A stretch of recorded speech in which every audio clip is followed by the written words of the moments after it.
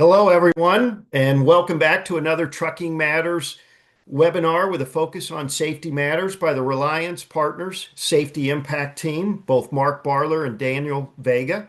I'm your host, Thom Albrecht, and I am the Chief Revenue Officer at Reliance Partners. And today continues a nine-part safety series going over the 7 CSA Basics. Now, if those numbers don't jive with you, that's because at two different junctions, including in May, we're going to dedicate one of the webinars to nothing but case studies that cover different aspects of the CSA basics that we've covered. So we did that a couple of months ago, part one case studies, and in May we'll conclude the series. Guys, welcome back for another episode. Today's topic, of course, is driver fitness. And as we always do, I like you each to take a brief moment and just tell us a little bit of background about your background. You were both commercial truck inspectors before you joined Reliance. So if you do that, even though some folks have heard that before, we always have a few new attendees. So Daniel, let's start with you. Hi guys, my name is Daniel Vega, Director of Safety for Reliance. Like Tom said before, I was a DOT inspector, a state trooper in Arizona, where I conducted inspections on Interstate 10 and I-8 on the western part of Arizona. I did a couple of thousand inspections throughout my career. Roughly after 10 years with the department, I transitioned to the insurance industry, where I worked for Nationwide Insurance and helped our carriers there with compliance and safety, and then moved over to Reliance almost 3 years ago and doing the same. Great. Mark, tell us a little bit about yourself. Good afternoon, everyone. I'm Mark Barlar. I was a DOT inspector with the Wisconsin State Patrol for over 20 years. During that time, I've done about 10,000 roadside inspections along the I-94 north-south corridor in between Milwaukee and Chicago, which is 8-lane interstate. 20,000 trucks bypass that location every day where I worked at. I was an instructor for FMCSA for the Part A program. Um, which covers driver's hours of service, CDLs, medical qualifications, the hazardous material inspection program, the cargo tank inspection program. Since joining Reliance after I retired in 2020, I've helped our clients with multiple things, including submission of data queues. I've done over 1,500 data queues in the last 5 years, and I win over 70% of them. No, that's great. Well, we're going to go over a little bit of housekeeping before we jump into content. So Dan or Mark, if you can take us to the next slide. Okay, as I mentioned, it's a nine-part safety series. Our next one will be April 14th on hazmat compliance, and then we will conclude with case studies part two on May 13th. Next week, we'll have sign-up linkage available for the April webinar. You can get that on LinkedIn or all the various social outlets. And of course, your Reliance agent, if you are a customer, would have that as well. Previous episodes are available on our podcast under Trucking Matters. So if you missed that, or even if you need access to former or slides from one of the past presentations, feel free to reach out to one of us. We also want to bring a heads up to our fifth annual Trucking Matters conference in Nashville on July 22nd and 23rd. Now, really, the 22nd is a little bit of a misnomer. That's a day of check-in, networking, some dinners, things like that. And 100% of the content is going to be on July 23rd. And so, just to give you a sense of what we'll be doing that day, we'll have a panel of motor carriers, typically between maybe 70 and 200 or so trucks. We'll have a shipper panel. Got 5 great shippers lined up for that. We're going to have a litigation panel with at least one and possibly two plaintiffs' attorneys that like to sue trucking companies, but they're going to be a good sport and tell us a little bit about their winning strategies. We'll have an insurance panel, things like should you consider a captive? What about deductibles? How come I'm not getting a break even though I put cameras in my trucks a while back? We'll cover a whole litany of things. I'll give a freight, economic, and trucking capacity update. And then we are going to have a special guest from the FMCSA leading a town hall format for all attendees. Nothing but questions. They've shown thus far in this past year that they are really committed to listening to the industry and acting upon some really good suggestions. So I think everybody's been excited about the direction that the industry is moving in. And of course, I always read a little bit of a disclaimer. This presentation and webinar are designed for educational purposes only. It is not intended to be used as legal advice. The opinions and views expressed herein are not necessarily those of Reliance partners and belong solely to the individual contributors. So that's a mouthful there. And before we kick it off, I want to also let the audience know that they're available to ask questions. We really look forward to those. You can submit your questions in the chat icon at the bottom of your screen, and they don't have to be just about driver fitness. They can be about past webinars. They could be about things you're struggling with that we haven't covered, or they could be about some of the things that we've been reading a lot about: English language proficiency, non-domiciled CDLs, yesterday's movement of the Delilah Law out of one of the House committees. So whatever's on your mind, feel free to ask away. Mark, before you go to the next slide, when I think of driver fitness, I think of, a boot camp. I think of Bill Murray in the movie Stripes. I think of something, whipping these drivers into shape, but it's anything but that. And I'm not sure sometimes if it's the best label, but that's what the CSA Basic is called. So why don't you take us to the next slide? And I forgot which of you was going to talk about it, but it really revolves around three big categories. So I'll start it off. It's the driver fitness basic. So there's three areas of focus for carriers and things we're seeing out there with our clients and things we're hearing that other carriers might be struggling with. And we want to give you the guidance on this webinar, so you know what we're seeing out there and maybe give you some recommendations so your safety score won't be affected. But the three areas of focus for carriers are medical cards, driver's license, and unable to read or communicate in the English language. As we know, over the last year, driver's license and the English language have been very big, and there's some new guidance from FMCSA on both recently. Yeah, You know, and Daniel, what I've been seeing as well is with the changes in the law where the medical provider now is supposed to upload the medical card to the state driver's license agencies is kind of combining those two areas of medical cards and driver's licenses. And a lot of states are having a lot of problems getting those medical cards sent up to the driver's license agencies, including several states who still don't have not implemented this process. yeah, this seems like it should be one of those control your controllables.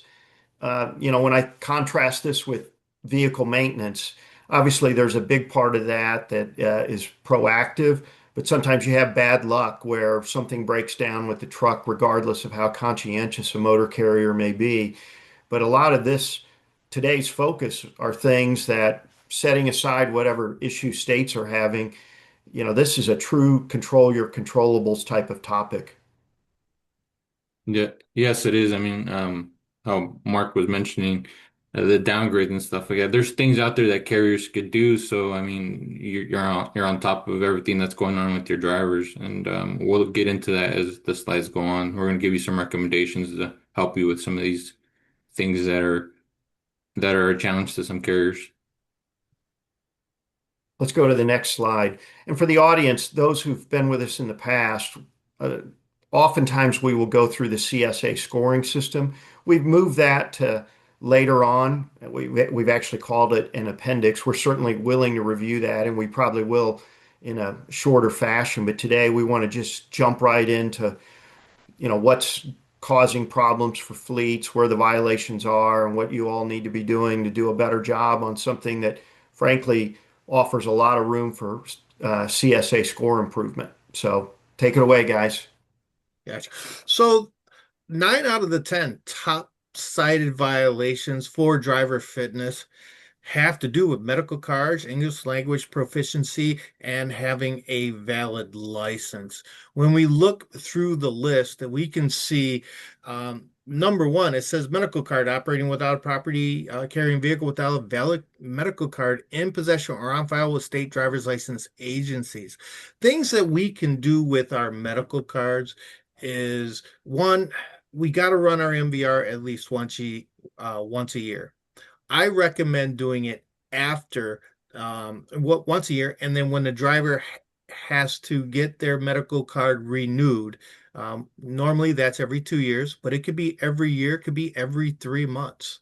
It all depends on what the medical provider suggests or puts on the medical card. And then they're supposed to upload it to the state driver's license agencies. A lot of medical providers are having issues with this.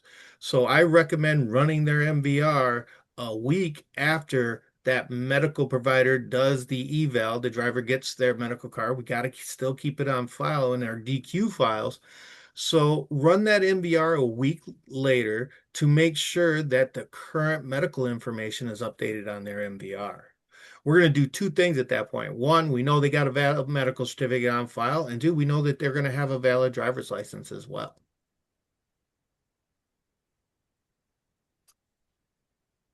So, continuing with medical certificates in June of 23, basically the DOT physical exams were going to be sent directly by the medical examiner to the state licensing agencies.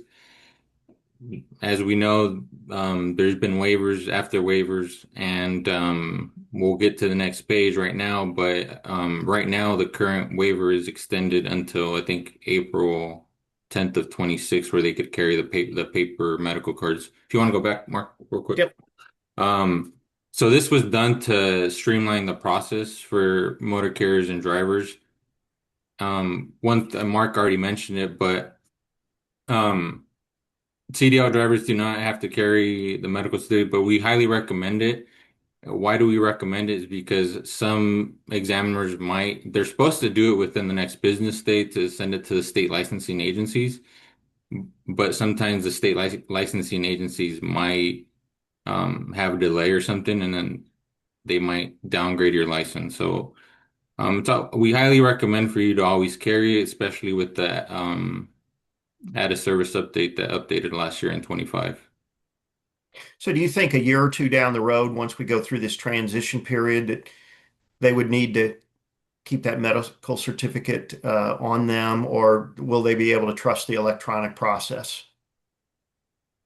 I believe they're going to be able to trust the electronic process.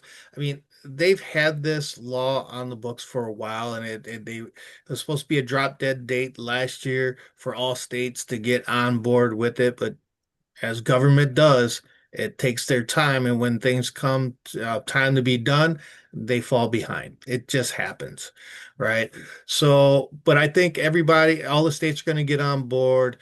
The medical providers are going to be on board with it as well, and I think it's going to be a better and an improved process, especially when it comes to making sure that the correct tier of operation is selected as well.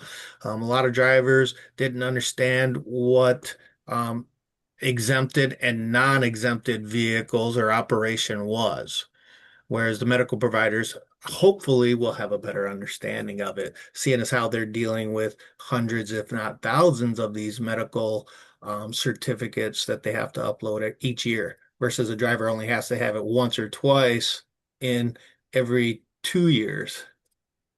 So moving on with the paper medical cards, it's still valid for 60 days after issuance. Due to the FMCSA waiver, some states not in compliance at the beginning of the year with the medical examiners uploading information into the SDLAs. This extension is until April 10th of 2026. I believe there's a high probability that they may extend this again unless all the states are finally coming online. Not the important thing here is non-CDL drivers must still carry their medical certificate. You can't upload it and attach it to a normal license.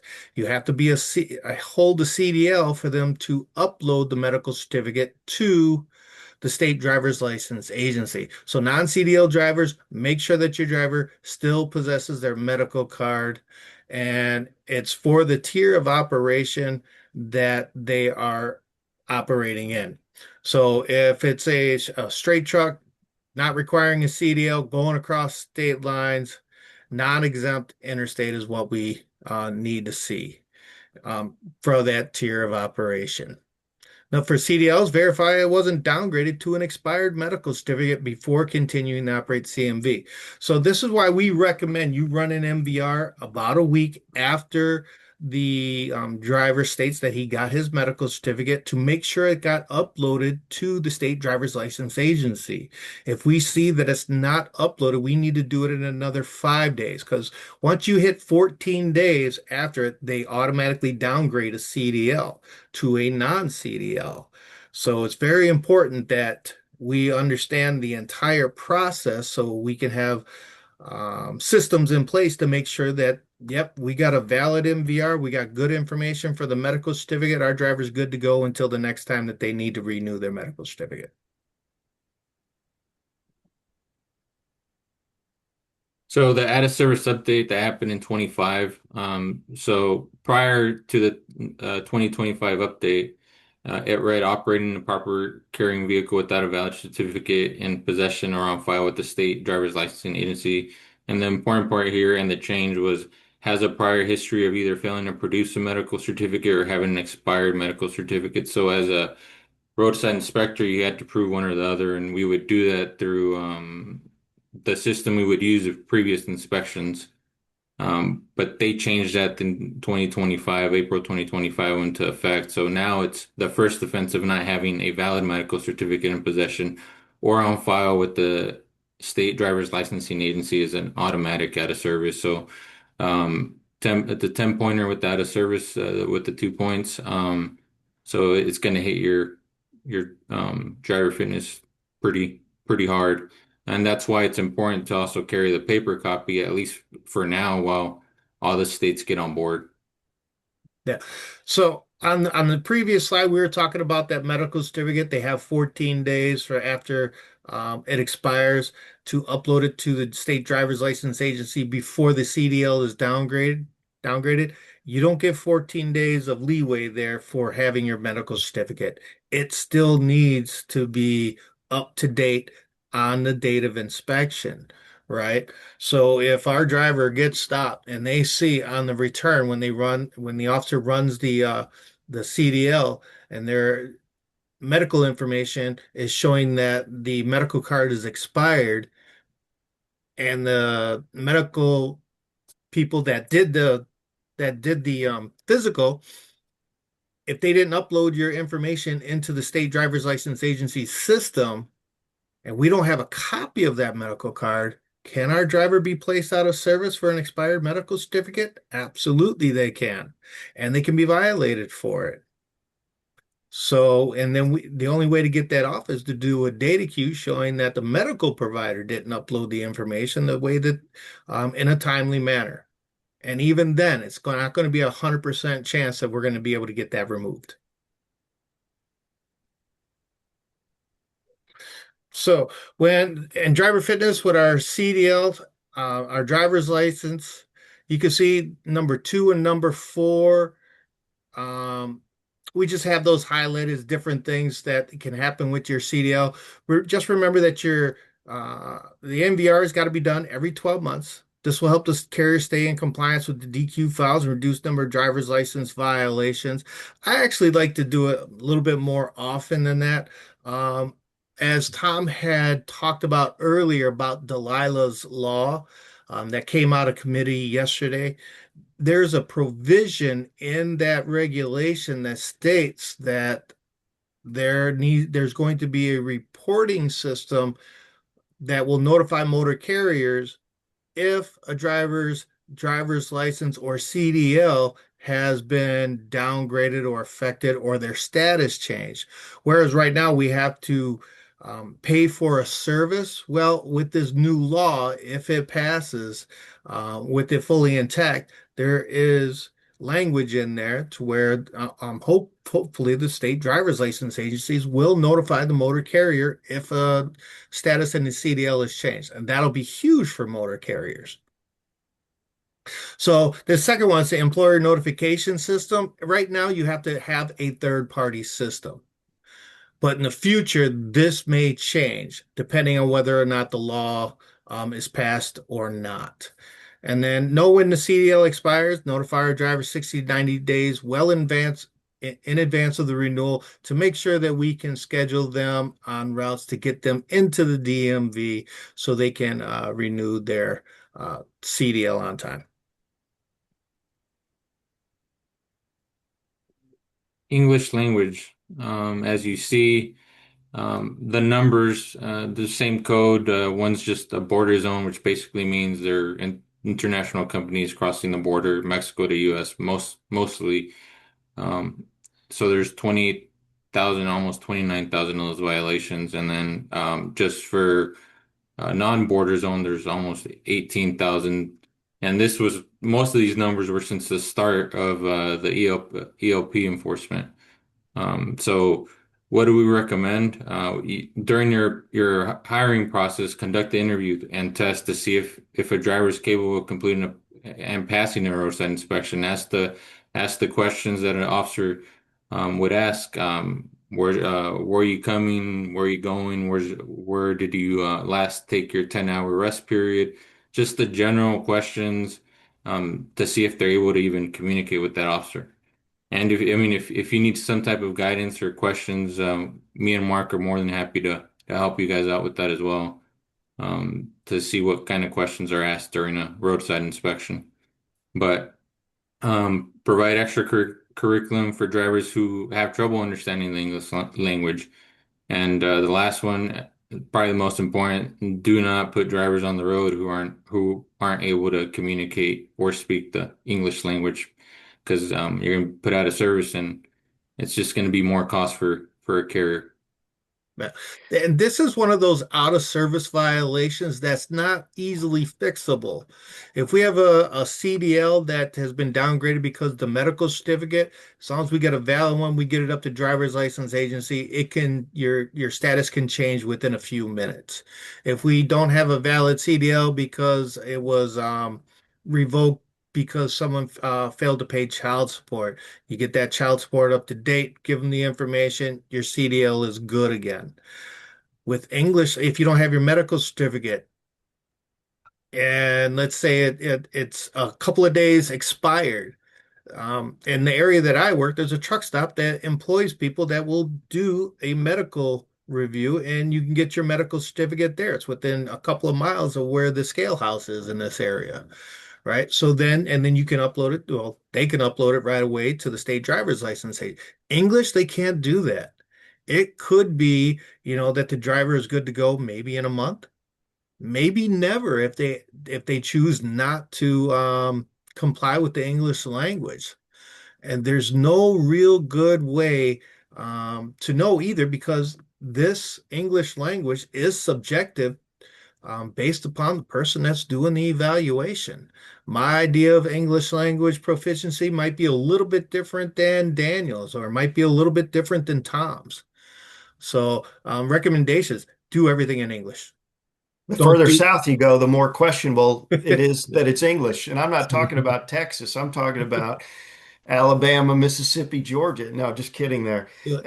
Just for our audience sake, regarding Delilah's Law, which moved out of the Transportation and Infrastructure Committee yesterday, a vote along party lines 35 to 26, there's at least two provisions that caught my eye, and certainly we could take questions on that. But one is coming out of the Senate version, they're going to require once Delilah's Law is passed and becomes a law, that every CDL has to be recertified within 180 days.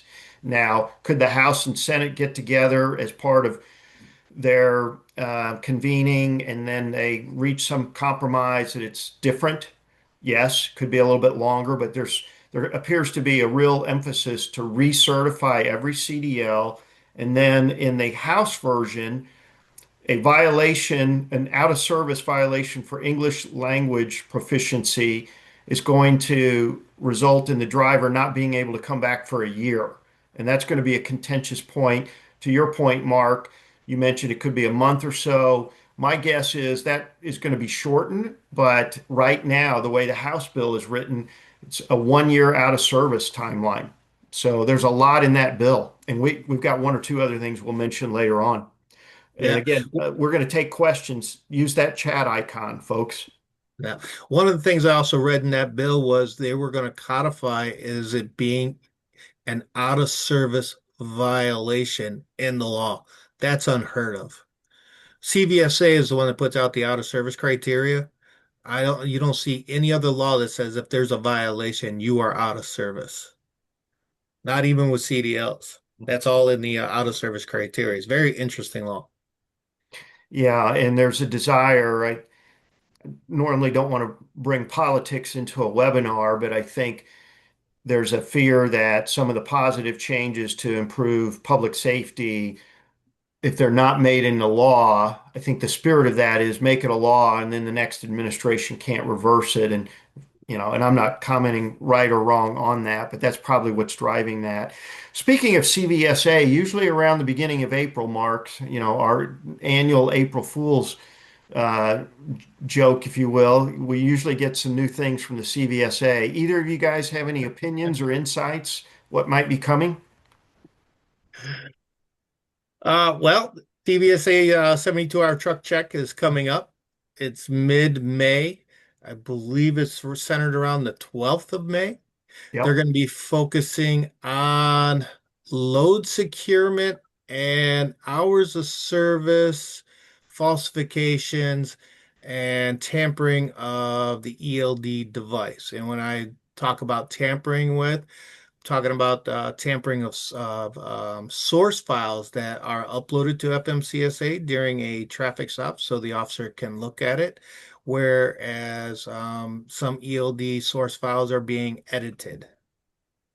And officers have been aware of this for more than a year, and they've been actually treating ELDs kind of like paper logs. They're verifying everything with documents, with the required documents, supporting documents that the motor carriers need to keep on file and that the drivers will get as well, including if you're an Amazon driver, looking at the Amazon app and seeing when they were loaded and unloaded to verify the accuracy of the ELD. We have a question, and I'll take it. It's in Spanish. I'll translate it. It says, if a B1 driver is out of service, can I contract them to do transfers? So basically just crossing from Mexico, let's just say in this case, Mexico to Laredo. And my response and how my take on it is yes, the border zone, you can be put out of service, but technically you already have an out of service, um, like a federal out of service, and you didn't correct that out of service. So I mean, it's a tricky one. I would have to do some research, but I would go towards you're basically out of service right now, and you haven't corrected it. So in other words, you would not advise I would them to not use that advise, but driver for I would. transfer purposes. Yeah, I would have to do a little bit more research. I don't know what Mark's take is on it. But Here's my take on it. I'm not at the border. yeah, B1 drivers are not my thing. I know that they're not putting the drivers out of service for ELP if they're within the border zone.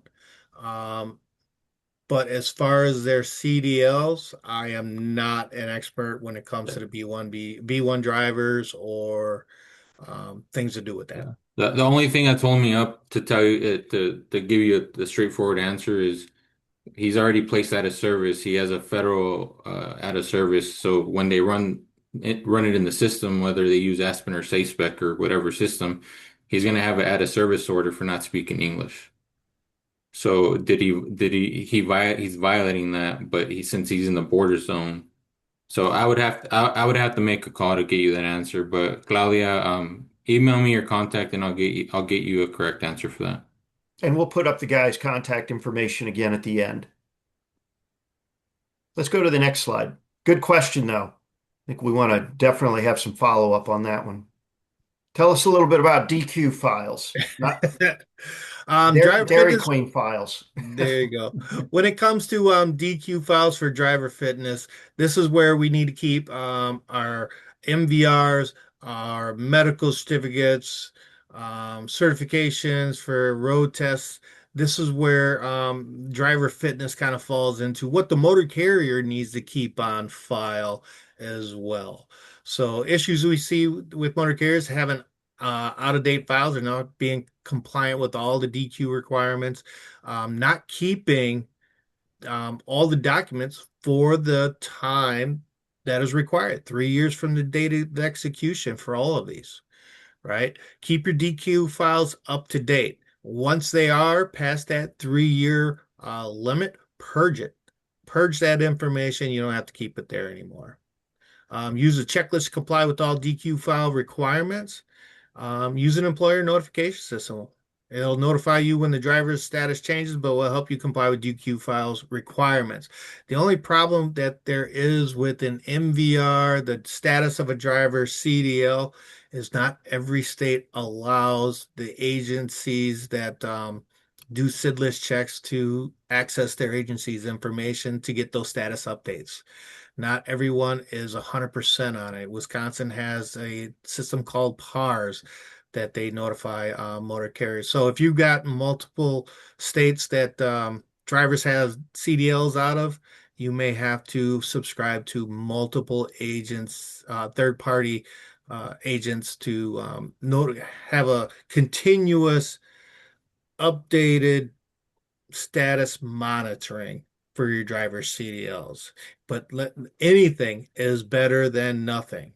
And when you have these systems in place, insurers love to hear this to show that we're making sure that our drivers are keeping valid CDLs and that you're on top of it. And we remove the drivers from the roadway if a negative status is updated in the system, and we remove them right from the drive from driving activities right away. Okay, guys, when I look at the recommendations on the left, the four check mark areas, this seems like an exercise in common sense. Yet you guys run into this every week. Files are not up to date. They don't have very good processes in place. Why in the world? This seems, I used the phrase earlier, control your controllables. This seems like just very straightforward stuff. In your opinion, or maybe your observations in dealing with carriers, why do they fall behind on things like this? Turnover. Yeah. Yeah. You have one person that creates a system. If they leave for greener pastures or because they moved out of out of uh, the trucking industry or for whatever reason, they bring in somebody else who is then going to teach that person how to do this system that they have in place. Do you put a new system in place?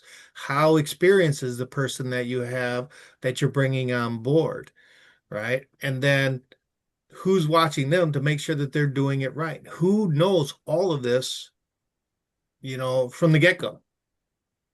Yeah, I think it a lot has to do with maybe lack of knowledge and staffing, like Mark said. I mean, some people maybe they're there for a couple months and then they leave, or they're just hiring somebody who doesn't have the background and experience in safety and compliance, and then um, it gets difficult once. What I've seen, a lot of people wait till they have an audit, and then they're scrambling to get things together when there's a checklist of things you may need. And I know Angie Baker commented that the certification, yeah, it was eliminated. This is just the qualification file checklist that CSA has, and they just haven't updated it. But yeah, it Yeah, was they haven't eliminated. updated that thing. Yeah.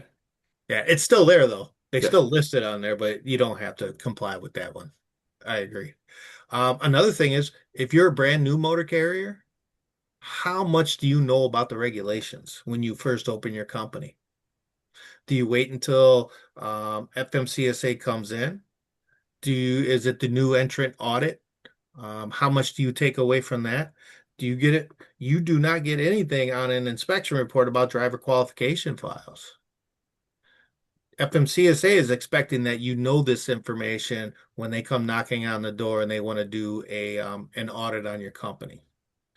And if you hit an acute or critical level of violations, then that can have a negative effect on your safety rating. We don't want to see that happen. We're going to get to a comment from Renee here in just a moment, but based upon your interactions with motor carriers, is there a two or three employment notification systems that you see are used more frequently than others? Any thoughts there? One of the big ones I see is Samba safety. I know 10th Street or Fleetworthy, I know they Hall was something that some people that my clients were using as well. So there's different third party people out there that have systems in place, and it makes it a lot easier once FMCSA comes knocking on the door as well, because you have everything that you need in place, and you won't have an issue. Yeah. One of the things that all states do is they notify the driver, when their CDL status changes. You know how they do that? Through the mail. How many long haul drivers are home every day to get the mail, right? So, things to keep in mind, MVR checks, we can check it right away, and then we go from there. Yeah, and one thing that does not happen is not every state lets every other state know when they've suspended a driver's operating privilege in their state. New York is notorious for this. If you're a Texas driver or a California driver, you got a ticket in New York, you didn't pay that ticket, and they'll suspend your driving privileges in New York and don't notify your home state. So then you go to New York, you get cited for it, or Oregon or another state, and they run your name through SID list and they see that you have a suspension out of a different state that they were unaware of. I've had clients say, our driver got cited for this. I'm like, we got to contact the agency that suspended them. It was from over 18 years ago that their license was suspended in New York. But since they didn't report it to their home state, when they ran their annual MVRs through Samba Safety or whatnot, the normal is we'll do the state, every state that they were ever licensed in, maybe, or and another state. Minimum of two is what they usually do, maybe three. But if you don't tell them to look through New York, you may be in trouble because there may be a suspension there. You never know about it. Hmm, So, interesting. Well, I'm going to read this comment. Hopefully, I'm not botching the name from Renee or Renea. We require drivers to submit their long form physical along with their med card. We request the long form to ensure the driver is physically fit to drive because that is the motor carrier's responsibility. I've read that medical examiners will soon not provide the driver with the long form. What are your thoughts on this? get it, Yeah, require it, fire the agency that won't do it, go to somebody else. request it. So force their hand. I mean, if they're not paying for, if that doctor's losing business, I bet they'll change their practice. Well, yeah, in this case, you're the customer, you the motor carrier, so you've Right. got a And just ask the right to driver to make request. sure you get the long form and Yeah. then require from the driver get for that long form. Okay. Um, those are good questions. A couple other questions here. So we've been asked from time to time, including earlier today, Mark, you and I were going back and forth. What does Reliance do to help motor carriers assess whether their drivers are proficient in English? And of course, we don't do that, but especially with Delilah's law moving forward and to focus on ELP is in that proposed law. What's your advice for fleets that are trying to figure out how to make sure their drivers are proficient? What should they be doing? Either of you guys. I would start off by just giving them those exams at the very beginning, because you don't want to bring someone on that's just going to cause more trouble for your company. Um, what I'm seeing out there is people are going to instructors to learn the language if they really want to be a driver with the new regulations. or even come up with your own little practice test or kind of little guidance that they could study to improve their speaking and just being able to get through that inspection is the most important thing. Yeah, if there's a doubt on whether or not the driver is proficient, I wouldn't take the chance. The vehicle that they're driving, the load that they're hauling, if they get placed out of service, now we got to get another driver out there. That load is sitting there. That load could be, the vehicle could be towed from the location that it is to a tow yard. Now there's tow expenses that go along with it. Is it really worth, you know, riding that fine line of whether or not that driver is going to be able to understand the English language well enough to respond to official inquiries or not? I wouldn't take that chance. And let's say a driver does get violated for it. Do we still keep them? Do we help them out? What other resources are out there for your company and your drivers to utilize? Reach out to your trucking associations, your state trucking associations. Some of them provide courses for ESL, English as a Second Language courses. Look for English language courses specifically laid out for CDL operators.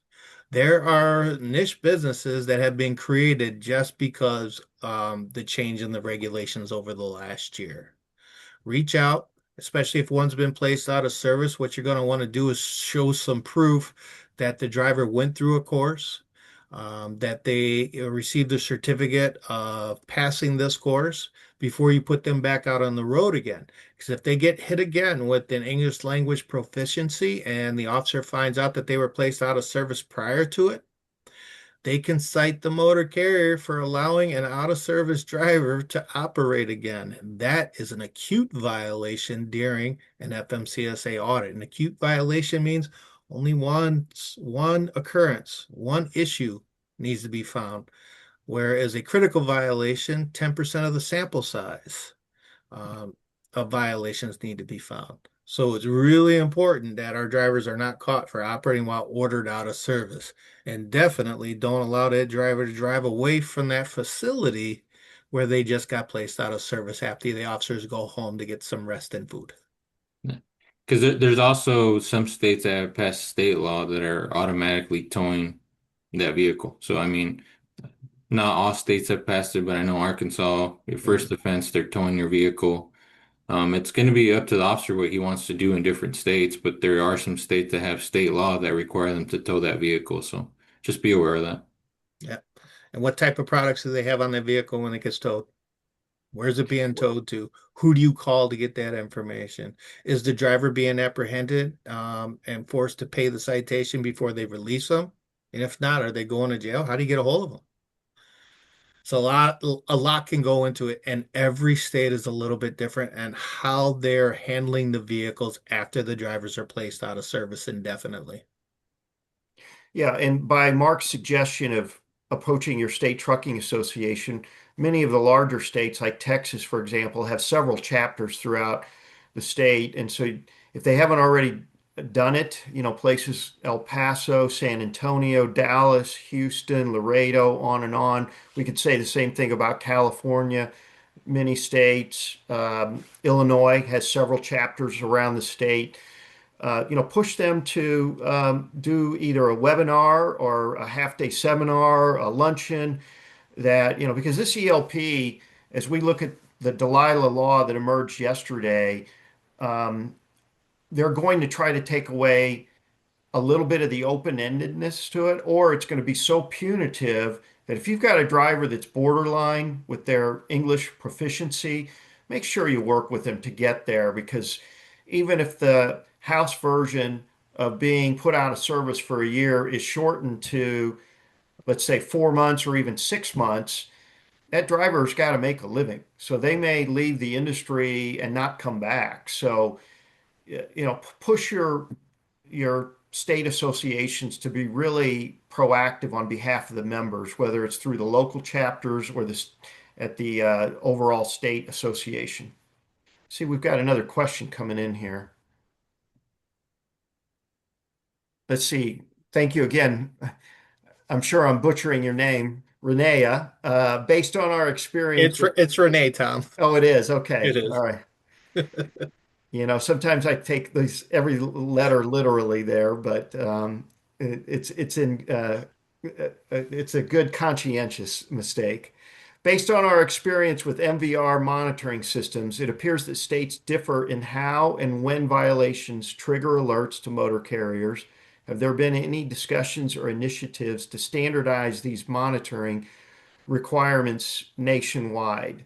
I'm going to let you guys answer that, and then I'm going to give the kind of question that we hope to ask the FMCSA at our Trucking Matters event. So you guys take this first, and then I'll give you a sample of the town hall questions. I think Mark kind of mentioned something like this. If that Delilah law passes, I think we're going to see something more standardized from FMCSA coming down. But as of right now, I mean, every state, like you said, is different in certain ways in how it triggers it.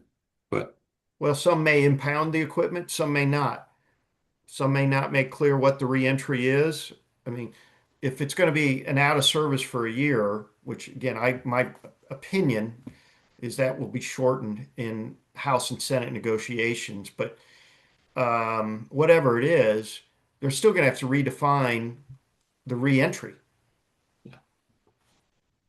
Yeah, they have a system out there called SIDlist now. I don't know why they don't give motor carriers access to it. It's What's it called beyond again? me. SIDlist, CDLIST. It's what Samba Safety, all the safety companies, when you Yeah. run the R, they run the SID list.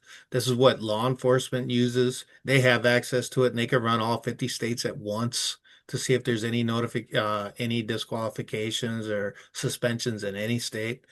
So why they don't give motor carriers access to it, I don't know. But in that Delilah's law that came out, there is regulation stating that that service should be available. Now, if it stays intact throughout, who knows? So hopefully. Guys, why don't you show your contact information again? And just as a reminder for those that are here today, you'll get access to the slides, and the scorekeeping will be in back. We've done that a lot, and just in the interest of keeping it more on the topic. But there's Mark and Daniel's mobile and email information. I mentioned a moment ago at our Trucking Matters July 23rd event in Nashville, one of the questions I want to ask them, and we're going to mostly have the questions be from the audience, but of course, as the moderator for that, I'm going to have a few prepared just in case there's a lull in the questioning. But one is, why do we not have, or has there been consideration towards moving towards a national CDL standard rather than leaving it to the states? And what are the um, factors that prohibit that? It may be funding. It may be a straightforward answer like that. Another question is, what about if the CDL process were to look more like the TWIC card process? Questions like that. I think they're wrestling with a lot of these things, but that's what the value of that town hall will be, is that anyone can ask any question of whoever we get from the FMCSA.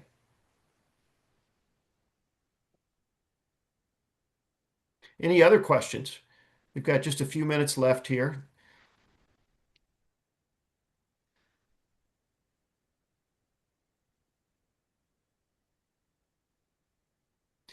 I'll make one question or comment. On that one page that I commented that it looked like the ultimate in common sense guidelines. I think that also highlights that with a lot of smaller companies and a lot of our customers, tend to have, the majority of our customers have under 100 trucks, and a substantial number of those have under 20. Um, a lot of times when a company's smaller and or younger, they don't have a lot of SOP or standard operating procedures. So if someone does leave and then they lose that cadence on checking the MVRs, checking on an ongoing basis the status of their driver's CDLs, signing up for notification with the notification companies, whether that's Samba or 10 Street or one of the other services. So it's a good reminder, no matter what size you are, to really have some standard operating procedures in each department within a trucking company. Well, let's go back to the calendar. We're going to wrap this up here in just a minute, but Mark, if you could go all the way back to the beginning there. Will do. Oop, there we go.